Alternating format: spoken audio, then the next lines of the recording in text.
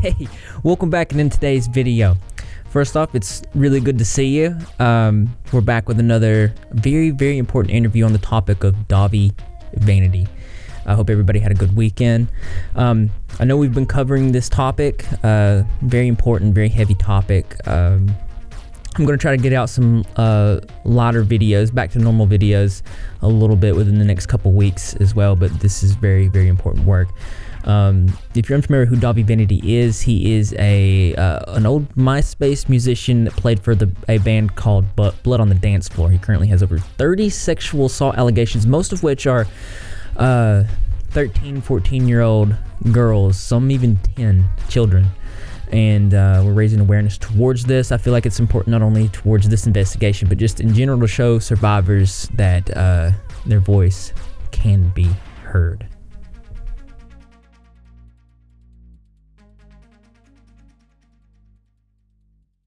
Here with Glitters. We're here with Glitters on the topic of Dahvie Vanity. We are also interviewing Cas afterwards. We were having technical difficulties with StreamYard, but we decided to go ahead and record these interviews separate. So, how you doing? You doing good? Good, yeah.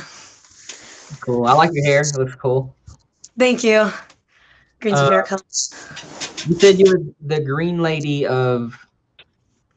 I'm the green lady. There's a green lady of Brooklyn, and she's older, so I feel like I'll carry on the legacy afterwards. Green is everything better is green.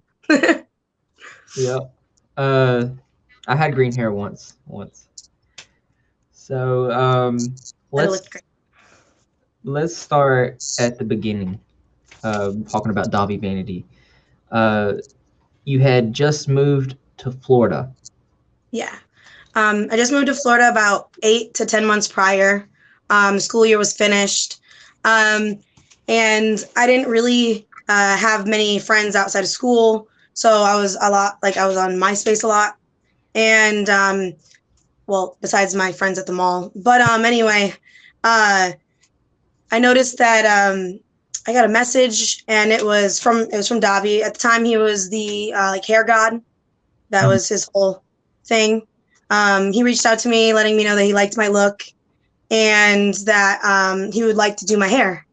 And I was excited because the family member who previously did my hair lived in the state that I'm from.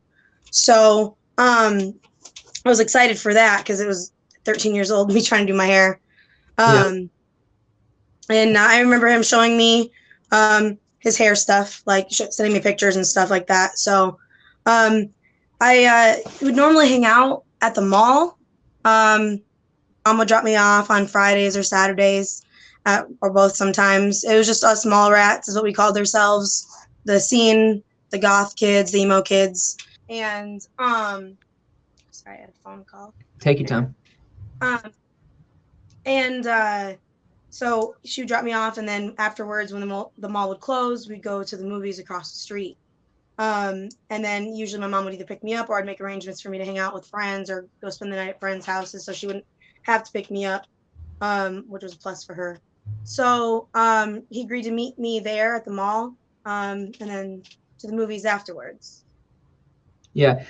One thing I wanted to point out is that this was back. You said this was back in 2006. Yeah. He presented himself as this hairstylist, which now we know that he wore wigs. These wigs were styled by a lot of times other people, so it wasn't actually real hair. And he masqueraded around with this persona. Even had a full professional kit, which I think you said he sent pictures of. So he was trying to play his persona off very closely. A common thing is that he used social media, specifically MySpace, to reach out to young girls, and that was also a common thing. So you guys hung out at the mall, and he would drive 2 hours to meet you. And because he lived in Orlando, so I lived in the Tampa area, and it's like 2.5 hours. Just depends on which way you go and how fast you're going, pretty much. But yeah, 2 hours minimum. And you said a friend had saw him.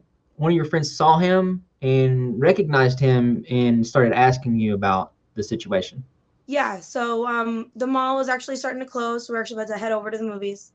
And he pulled up in his car like right as we're walking over, and my friend stopped me and was like, "Do you know who that is? And do you know him?" And I'm like, "Yeah, I've been talking to him." She's like, "No, like, have you hung out with him before?"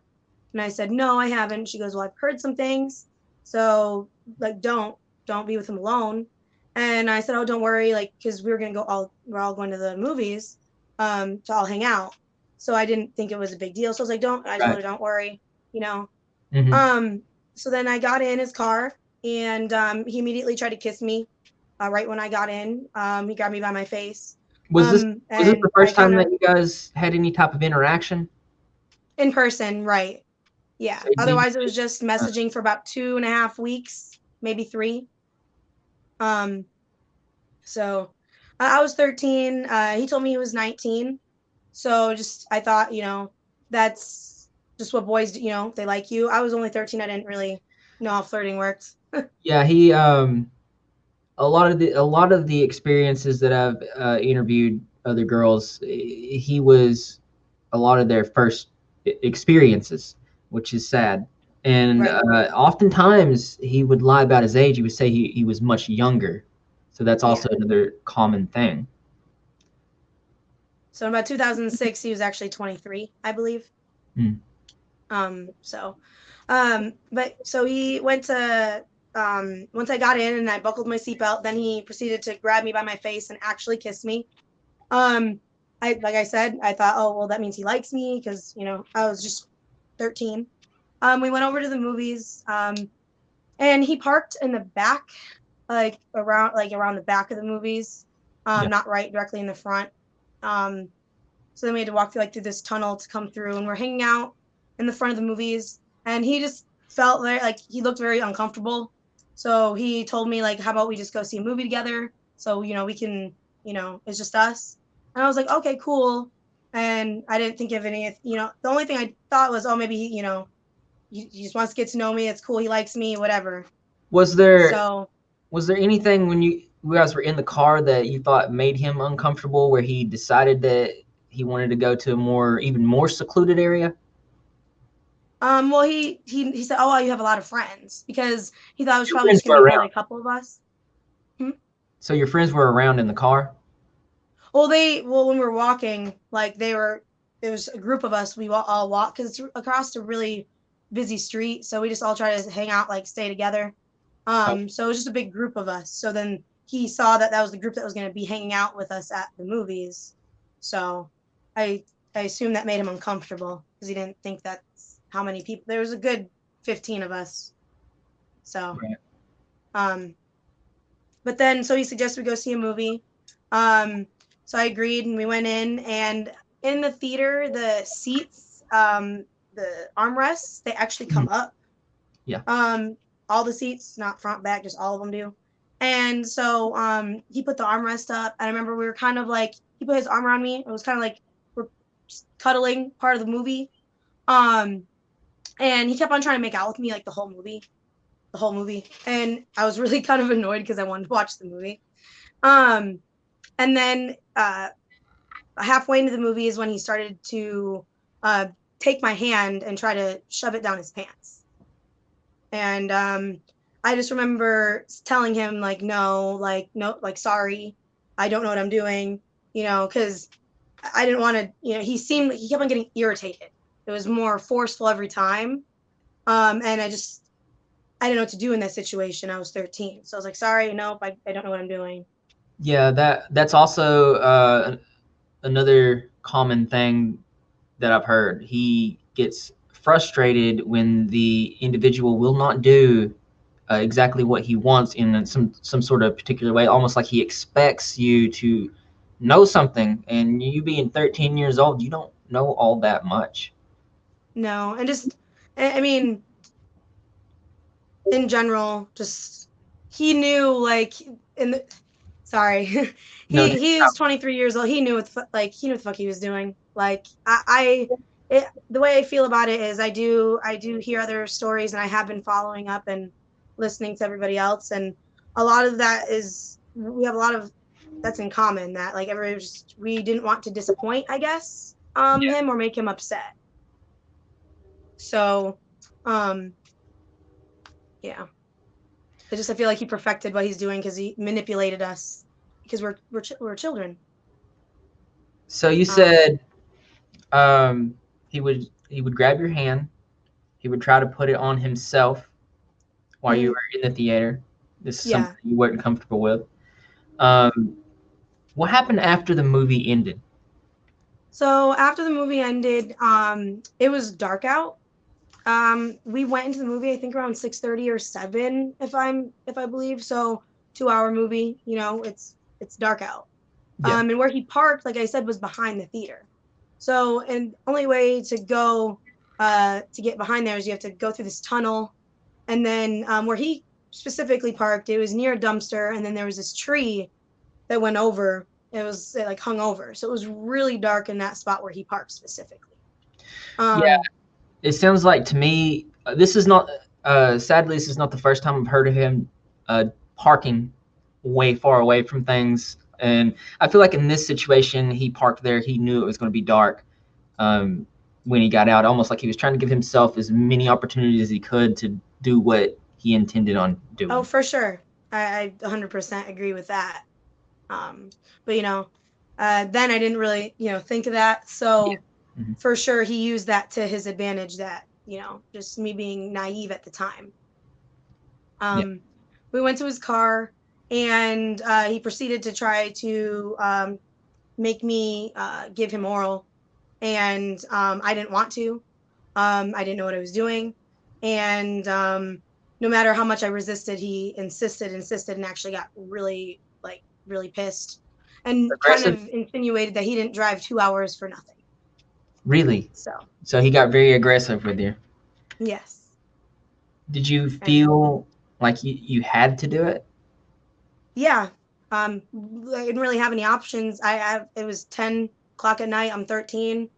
You know, how the fuck am I gonna get home? Yeah. You know?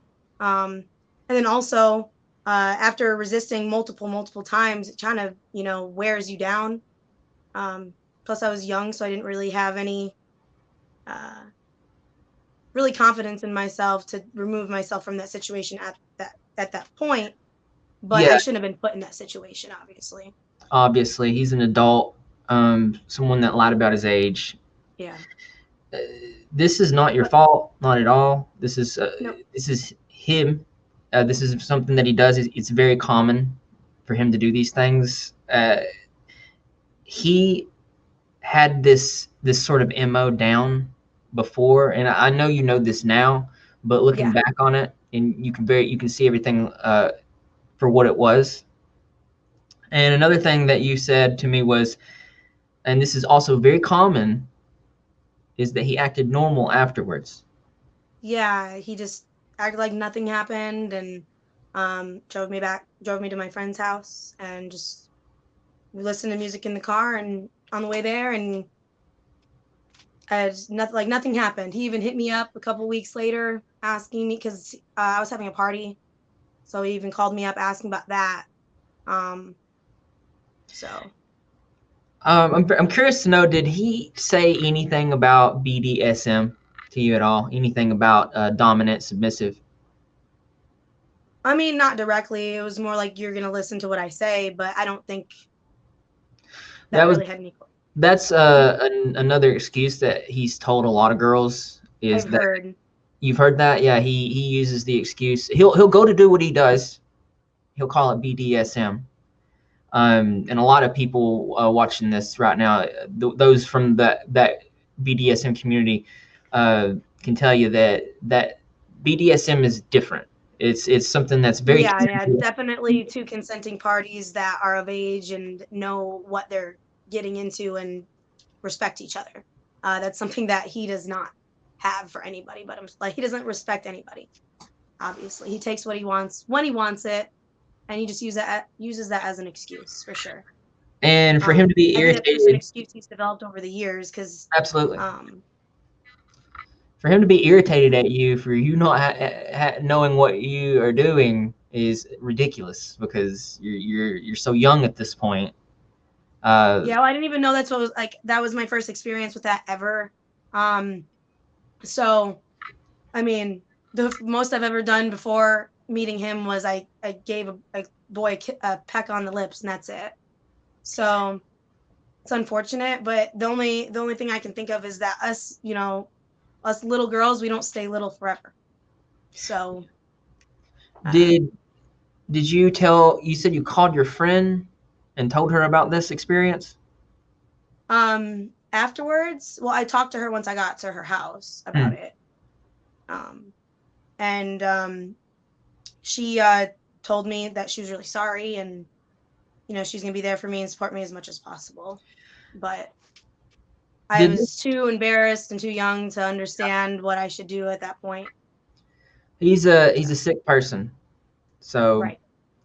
The way I see it is, I didn't do anything wrong in this situation. I was, yes, young and naive, and yes, I got into a vehicle with somebody that I thought I could trust. But the way I see it is, normal people don't, force people to do things. Normal people don't force, aren't into children. Normal people don't fucking rape people. That's not normal. So if he had that in his mind, that's what he was going to do. That's this was definitely his something. Sickness, his problem. Just from, like I said, just from past interviews, I can say that this is something that it was definitely premeditated. This is something that he intended on doing. It's sure. As sick as it is. How did this affect you emotionally moving forward? Yes. In general, like I was already going through a lot of like home personal things. Like I said, we moved states. My parents got separated. I didn't have very many friends. I felt very isolated. So I feel like, for one, he betrayed my trust and people. So it's just something that I got to work hard at is understanding that not everybody's coming from a bad place, which I think I'm doing pretty well at. Other things, like I have very bad anxiety. And actually, I've spoken to you about it, last couple of weeks here, I've been sleep eating again. It's usually what I do when I get stressed out. So that's been very fun. I understand sleep eating. That happens to me when I get stressed out too. I sometimes I have whole weeks where I have a jar of peanut butter beside the bed. I mean, it's a thing. Yeah, I try to put healthy snacks next to the bed so then I don't try to sneak off and get the other ones. But yeah, I've dealt with a lot of different depression and different things over the years, and I just think I'm not saying it all stemmed specifically from the experience with Dahvie. I've had my own personal issues, but he definitely did make things better, and that's I understand. I can really say about that. You said to me that that wasn't the last time that you heard from him. There was another time in Tampa. You were 14. Yeah, like I said, a couple weeks after. Well, there's 2 different times that he contacted me. He was in Tampa around the time I was having my party, so he was asking me, so what's going on with that? And then he asked me who was going to be there, like if it was just going to be girls or if it was going to be like the same people I had before. And I let him know it wasn't just like a slumber party, like an all girls party. So then he wasn't interested. He wasn't interested if it wasn't all girls, all young girls. No, because obviously your friend group was going to be around the same age. Correct. That's extremely sad to hear. I know for a fact he searches out for parties and girls, specifically young girls and all their friends, and wants to do things like that. So no doubt that he didn't want to be there if it wasn't going to be. Right. And even if it was just a girls' party, I wouldn't have invited him anyway. Right. Is there anything that you want to say to other girls that could potentially be talking to him at all? They could be potentially talking to him right now? Yeah, any people that are still fans or anything that from your experience that you would want to get across to them?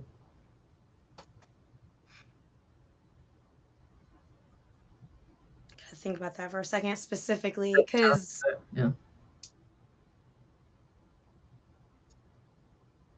just, we have nothing to gain from coming forward, like monetarily wise or anything like that.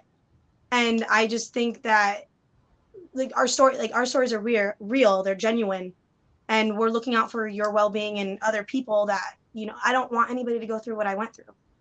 And I keep on hearing more and more stories come forward. And it's not a coincidence that they're similar and we're going through the same things. We went through the same things. Yeah. So I would just, you know, the only thing that we gain out of this is just making sure that other people don't, like I said, don't go through what we went through, and that he won't hurt anybody else. So that's the main goal. That's why we are sharing these stories. That way we can raise awareness, and someone out there that might be potentially affected, or maybe they don't even know they're being affected in that way at that time. Because right, I look back at when I was 13 years old. If I could tell myself what I know now, I could definitely save myself some traumas. And so just, we're coming out because we care about you guys, and we just want you to be protected the way that we weren't. Yeah, I know we've had a lot of conversations. We have a little unofficial support group on the back end, very, very, very unofficial, but it's nice to see everybody support each other and stand up for each other in positive ways. I get seeing that every day makes me feel better towards the situation. So right, I think that despite everything, the circumstances of why we met each other, I think I found a group of people that I can consider, you know, really, they're going to be really long friends, and if not sisters, because we've all experienced the same trauma, unfortunately, but we can stand with each other and we can better ourselves and better the situation. Then that's the only plus then out of this, then so be it. well, I know next we're going to speak with Cas. I wanted to get you guys to talk together so that way you could support each other in real time here, but internet and technical issues wouldn't allow that. So we're going to hear from her next. I really appreciate you for coming on and sharing your story. I believe it's going to be impactful and helpful to other people. Thank you so much. I appreciate your work, and, you know, just being there for all of us too. Thank you. We're here with Cas again on the topic of Dahvie Vanity. Wasn't able to get the interview with her and Liz together, so we had to do it separate like this due to technical difficulties. How are you doing? Could be better, could be worse. I like that saying. I know we talked about that before. It could be worse, and it's always best to look for the positive in the negative things, life lessons and things like that. So I want to start from the beginning. Your first interaction with Dahvie Vanity. You said that you just had graduated high school. You were 16 years old. Yeah, I graduated from high school early due to just being advanced in my education since I was little. It was the 13th school I had been in, and graduating early kind of drew a lot of attention to me at school, and so I was like very, very bullied. Mm-hmm. Especially considering I was the only alternative girl in that school. And you could sing really good. I've heard her sing. She sings great. Yeah. So he actually reached out to you on social media, like most other girls. He reached out on either MySpace. This time it was on Instagram. Mm. How did the conversations go? At first, it was just him complimenting me a lot, and it was very platonic on Instagram. He was just being friendly, it seemed. I would just mainly talk about like school and how I was going through the process, enlisting in the Marines and everything, like training for that and everything. And take your time. And I would talk about my dreams with him, like about opening my own cafe and bakery to make people happy with the food I make, because I love cooking. And he would just always be like, oh, well, you should make me he wanted like some kind of like brownie type of cookie almost, where it was like a cakey kind of cookie, and I was like, all right, I can do that, that's easy.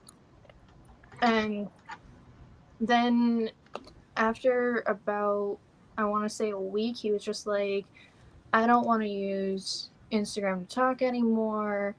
Can we use Snapchat? One other thing I wanted to point out is that you were in a difficult time in your life where you felt lost.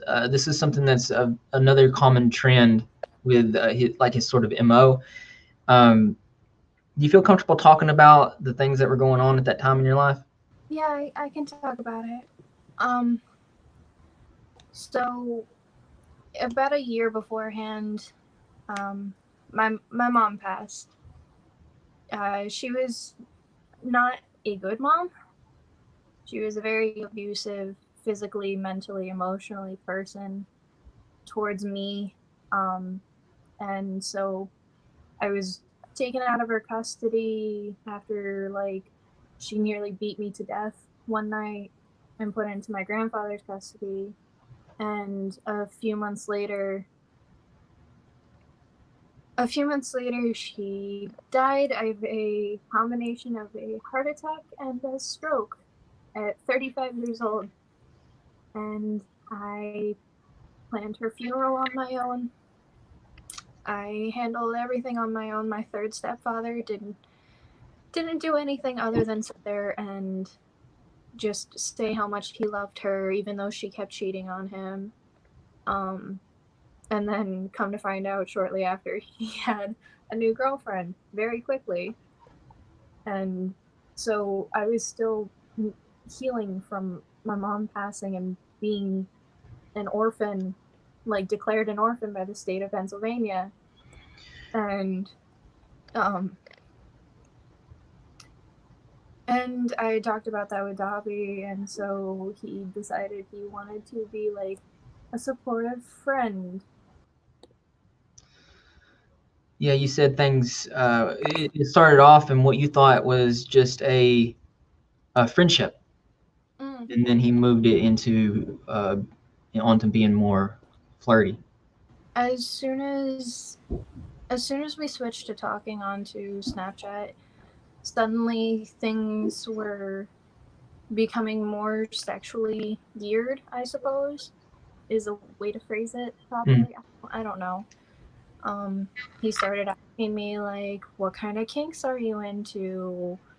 How do you feel about being tied up and stuff like that? And I'm sitting there confused. I'm like, why is my new friend who reached out to me because he wanted me to start being in music videos with him and his then fiance Fallon because of the way I look. And so it confused me, but I just kind of, at that time, because of the extreme feelings of abandonment, I kind of was kind of reveling in the attention because I felt alone.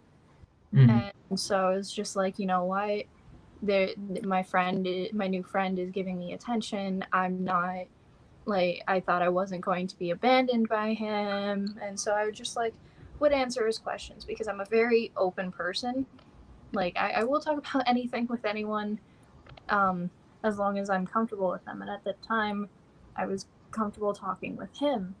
Yeah, it struck me as odd, but Yeah, I understand that. It seems like I said it's something that it's part of his MO to be like that, and makes you feel like he's really listening and really understanding. You said that he invited you to hang out with him and Fallon. yeah. So he had recently moved to the Boyertown area in Pennsylvania. And at the time, I was living in East Stroudsburg, Pennsylvania. It's a couple-hour drive. And so he was just that's really cool. And we talked about how I grew up in Tampa and he lived in Orlando. And we talked about growing up and living in Florida. And so he was just you should come hang out. I have nothing to do today. You're in college, you live on campus, so you don't have to ask permission from anybody to come hang out with me. And I had my car since shortly after my mom passed because of Social Security. I bought my own car from a family friend, and I still have that car. Very reliable, but Is it a Nissan? no, it's a Honda Civic Hybrid from 2000. Honda Civics last forever. They really do. do. Yeah. And so he invited me out, and I was like, all right, cool, whatever. So he said, let's meet at a Starbucks in Boyertown, and I was like, all right. My one roommate from college was saying, Cass, like, I don't know if you should really be talking to this person. Like, there were a lot of weird allegations about them in the past and all that. I was just like, I don't know. I don't know this. I don't know that situation. I like to give people the benefit of the doubt. I don't like to speak on anything that I don't know the truth about. Yeah, that's understandable. Well, it's because, like, I had rumors and stuff about me all the time when I was in school, so when it comes down to it, I had a lot of lies spread about me, and so I give people the benefit of the doubt because I'm not what those rumors said about me. And so I kind of ignored Christina, and I went to go meet him. And we met at the Starbucks, and I parked my car. I have a question. I think I might be wrong, but when we originally talked about this, did you arrive at his house first before you went to Starbucks, and he invited you out to run errands, or did you guys meet at the Starbucks and then go back? We met, like, at the Starbucks, went to his house. I left my car there, got in his car.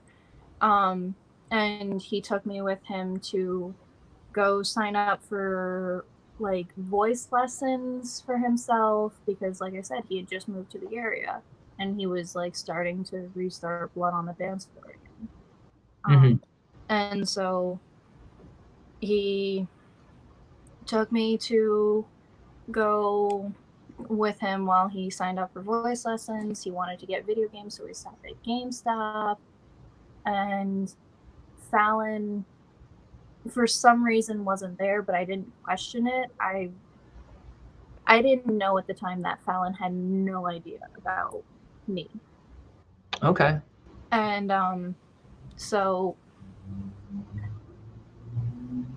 we ended up going back to the Starbucks because Fallon wanted one of those, like, seasonal Starbucks drinks. It was a zombie themed one where it was, like, bright green and pink and it was weird looking.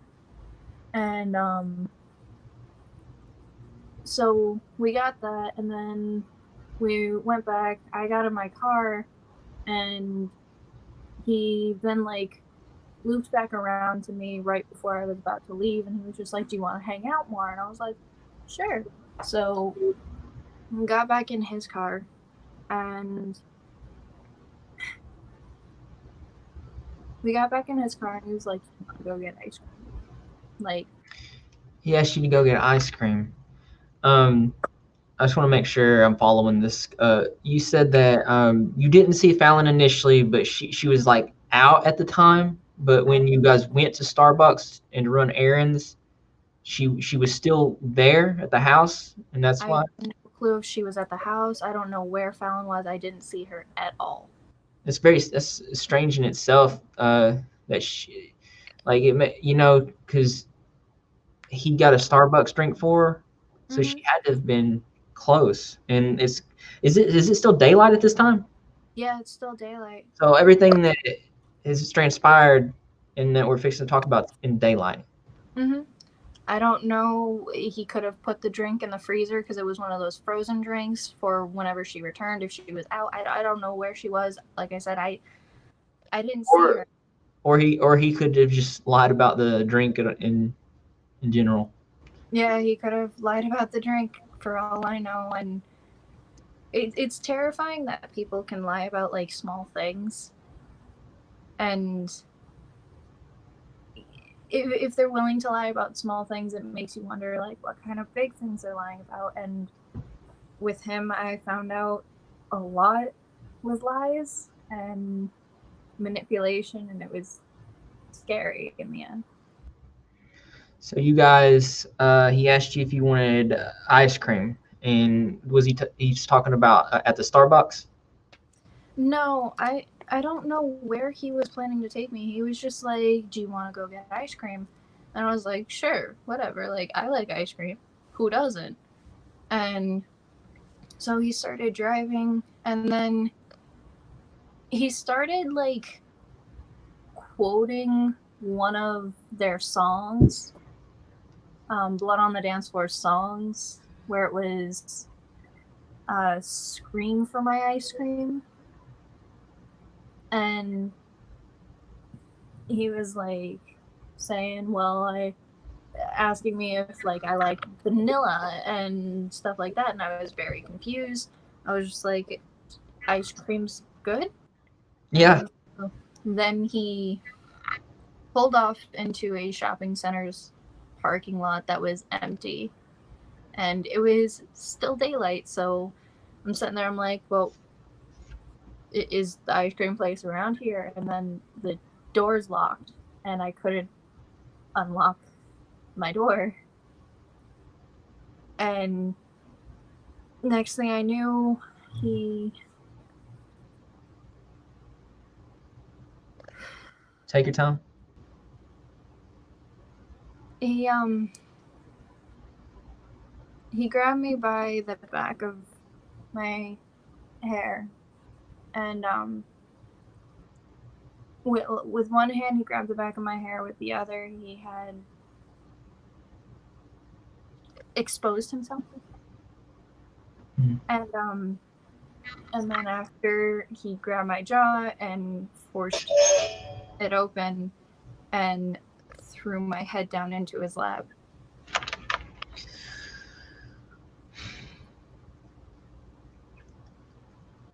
You said that he forced you. He actually forced your mouth open. Yeah. And then it just blows my mind. This is in broad daylight. You know,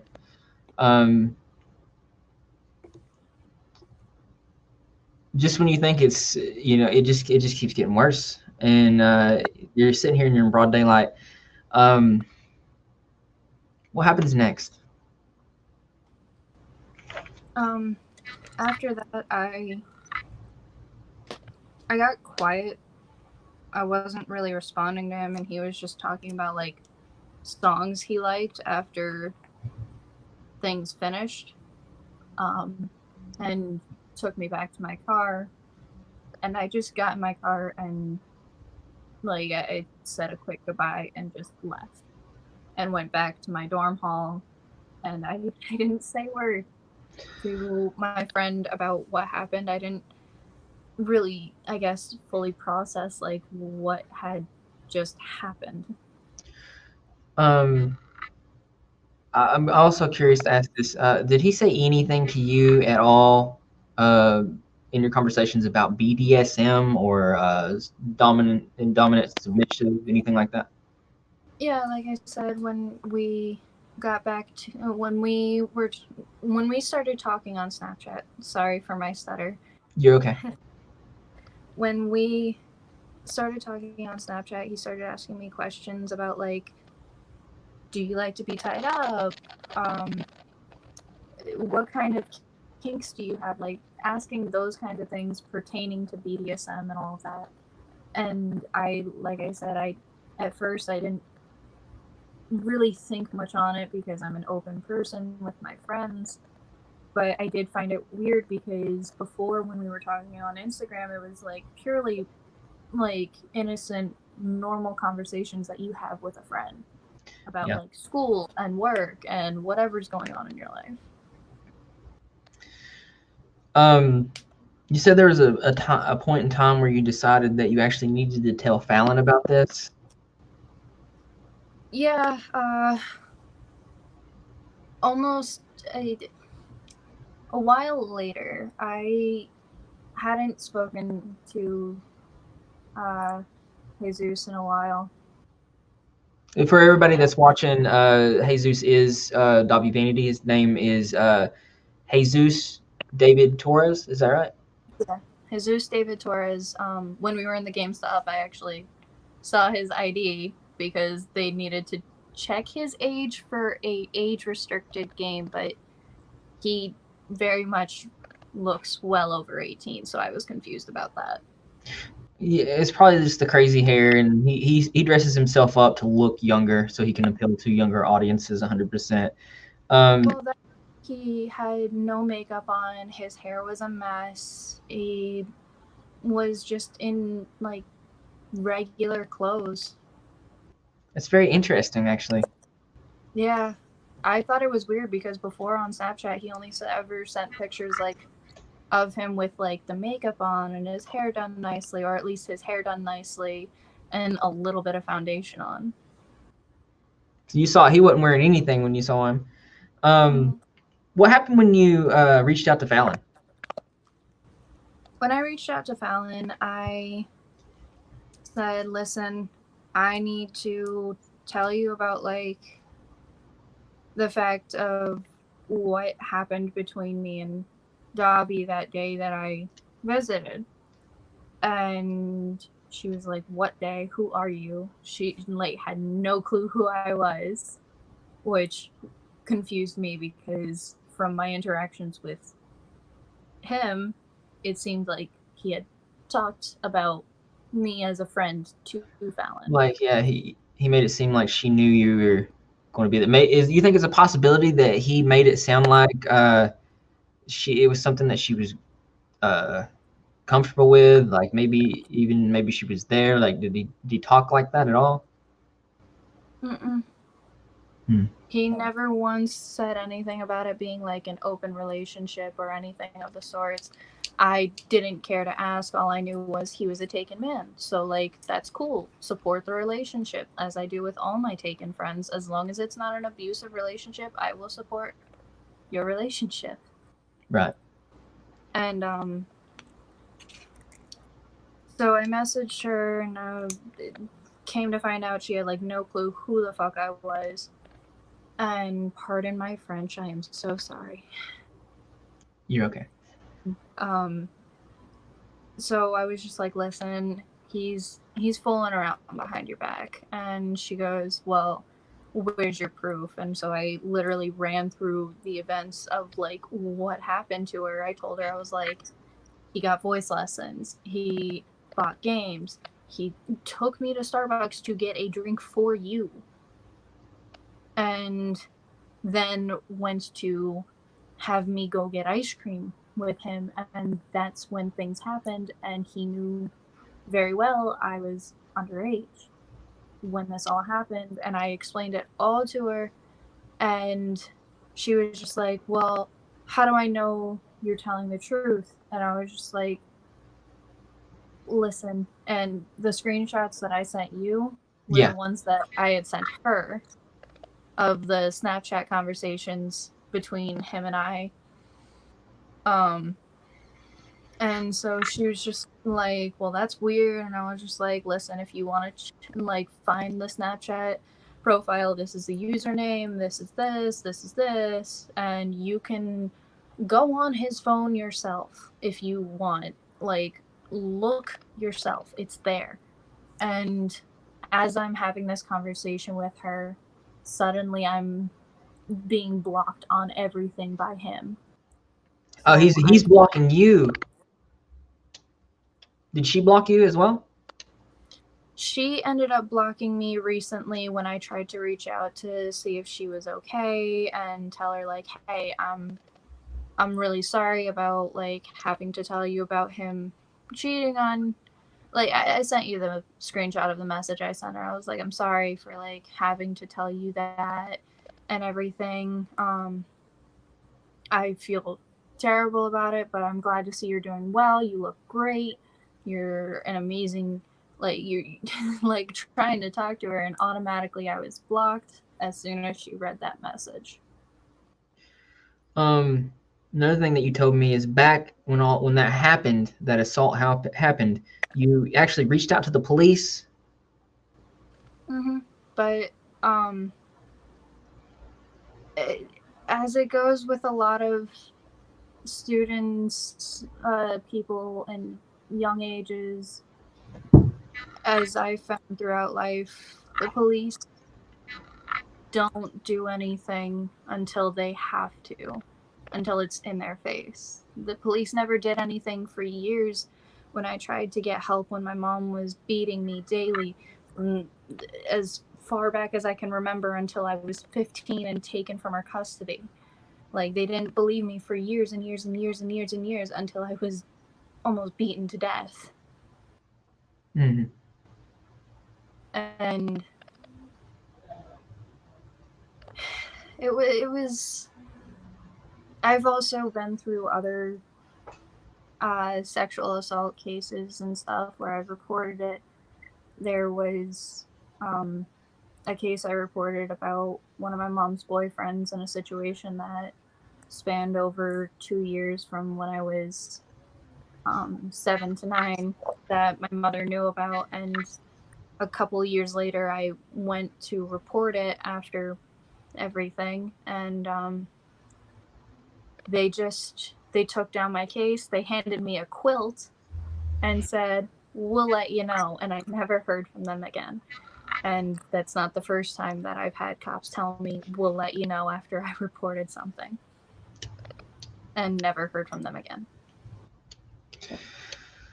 I'm sorry to hear that. I know that I can't speak for obviously all police departments, but I remember there was an instance back in 2007 with one Diana Farrell where the situation was greatly mishandled.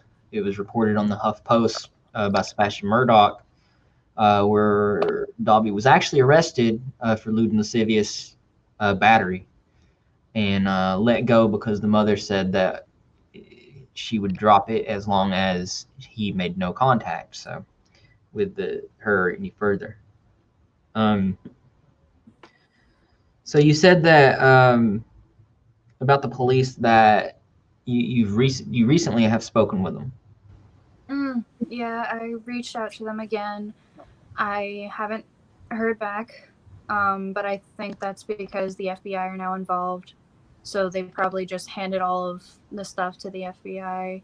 I'm waiting to hear back from anybody, an agent or an officer or somebody, to know what's been going on with the situation. I know that there are hundreds, maybe thousands of victims that they're probably dealing with daily. So I'm being patient, I'm being understanding, because I know that they have a lot to look into.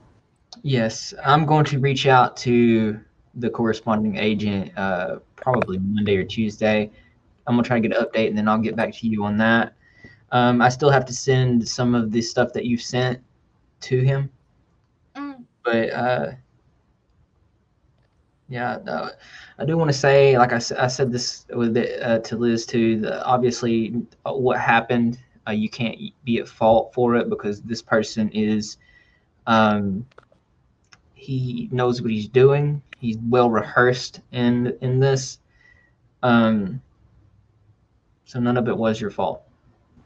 Yeah, it was a big shock to me because for the first time since everything like started blowing up about him, I watched a video of another victim being interviewed, and it was Mal with you, and it reminded me why I was avoiding watching videos about it, because listening to Mal's story and coming to know Liz's, it scared me how the situations were almost carbon copies with just slight differences. Yeah, a lot of the stories, they have very strong similarities, and I think it's just due to the fact that he has an MO. He's got his methods rehearsed down to a T, and he just repeats them. And like I said with Liz, the reason that we come forward, we tell these stories, is so any other young girl that may be in the same situation can, she might hear the story and be like, oh wait, that's exactly what's happening. So it lets them know what to look out for. I really hope that they come forward, even if they want to remain anonymous, but I stayed quiet about it for too long. I really did. And I understand. It's okay.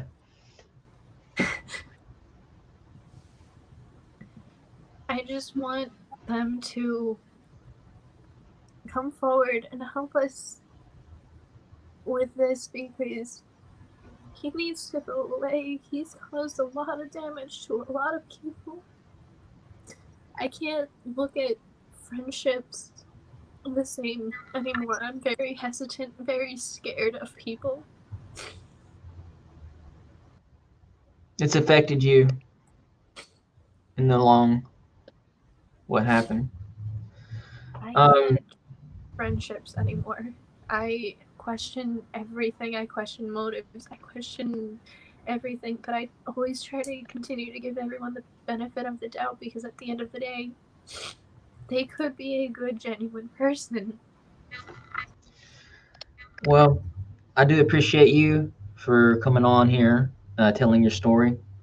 As always, I think that these stories, your story, will be heard. I think it'll be very powerful, very helpful, and I really thank you. Thank you for letting me talk about it, because I thought I would just be ignored and no one would ever hear what happened. You're welcome. That was very good. You did really good. You did really good. Again, I want to thank Liz and Cas for speaking up. I really appreciate it. I want to thank my patrons for the ongoing support and really just helping me with this investigation. I don't have enough words to explain how much that means to me. I really appreciate it. As far as the FBI, I am still receiving information and relaying it to them. So if you do have any leads or any type of information at all, please reach out to me on my Facebook page, or if you have any general questions at all, you can reach out to me there as well. Give me a couple days. I'm a little bit behind, but you will hear back from me. I promise that. Other than that, as far as updates go, you're awesome, and also happy birthday. I know it's somebody's birthday out there, so I feel like that's important to say today. Greg's doing good. Greg the cat's doing good. We released my first patron video the other day. I wanted to do something very lighthearted. Talked about the history of and origin of Greg the cat, how he became an icon on the channel, and fun things like that. So, like I said, we are going to do more lighthearted videos, just regular content as well. So look forward to that. Other than that, I know that you're repping. If you're not repping, you're getting, how you do that? All you gotta do is subscribe, notifications turn on, be in the comment section after every single video, because I'm gonna be there. Greg the cat's gonna be there, and the rest of the Rep Squad community as well. And I expect to see you there too, because this channel loves you. I could use just a little bit of pizza that make the day perfect.